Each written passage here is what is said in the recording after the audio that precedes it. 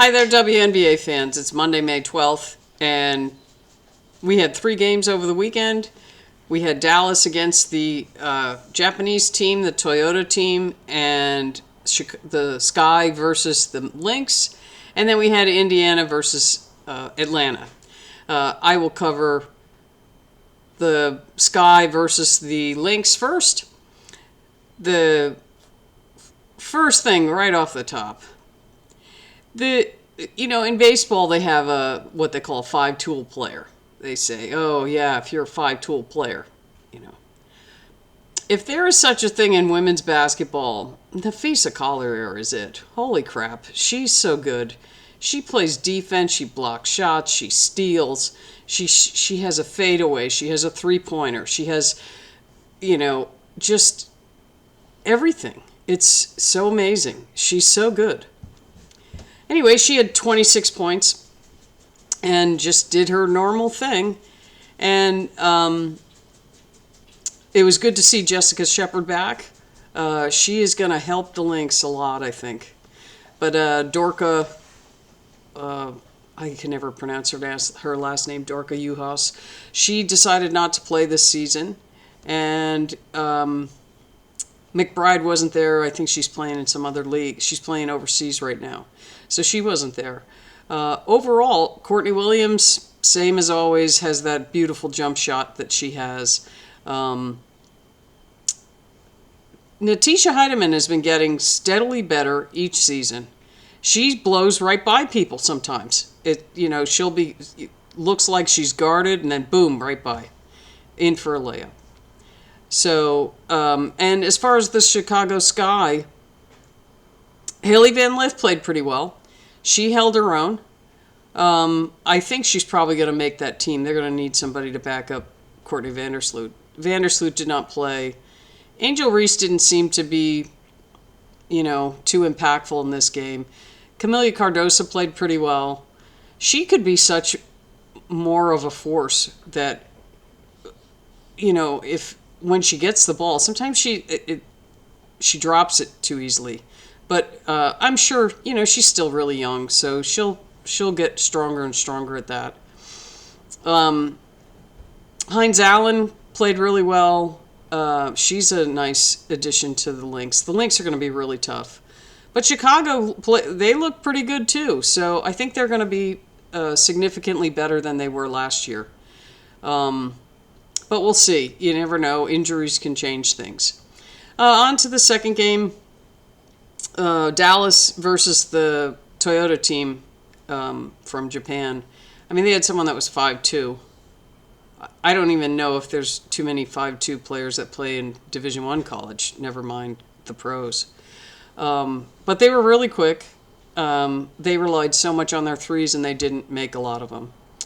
But, that game is a real indication of why the USA has won the Olympics, for the last 40 years, 35 years, something like that. Paige Beckers played pretty well. Enrique hit some threes. Paige Beckers had a really nice pass to Enrique under the basket. Maddie Segrist played well. I like her. She's real strong. And she's been getting better.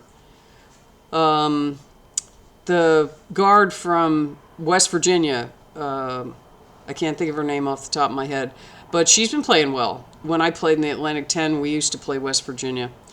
When I was there, Georgiana Wells was playing for West Virginia. She was 6'7". You see occasional posts on Facebook about Georgiana Wells dunking. She was the first person to dunk in 1983 or 84. That was my senior year in college, and I ended up standing next to her. We played them in the Christmas tournament, and I was standing next to her on the foul line, and her waist was like up to here on me. Or her hips were. It was like, I didn't want to make her feel bad, though.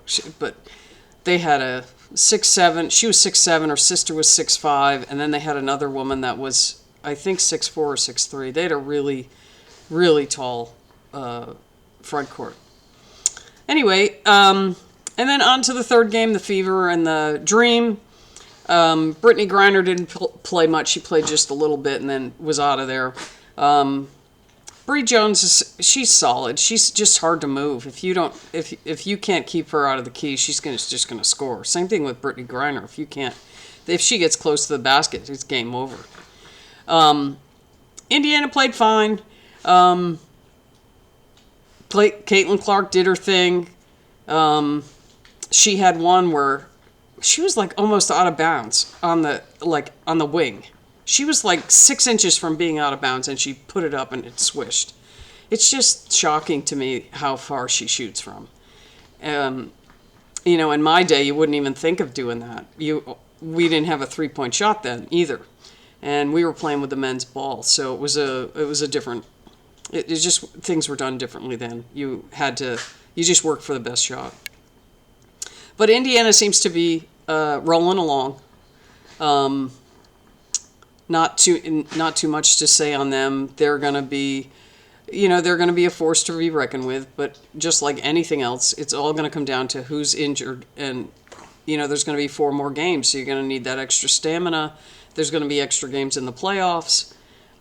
It's going to be more games, and it's going to be more wear and tear, and people are going to get tired. So, but at least they have the charter flights all year round this time. That'll be good.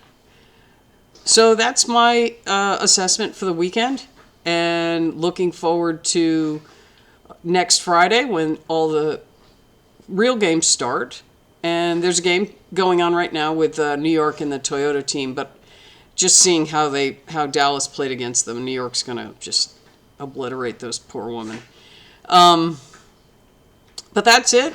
I'll be back on Wednesday, probably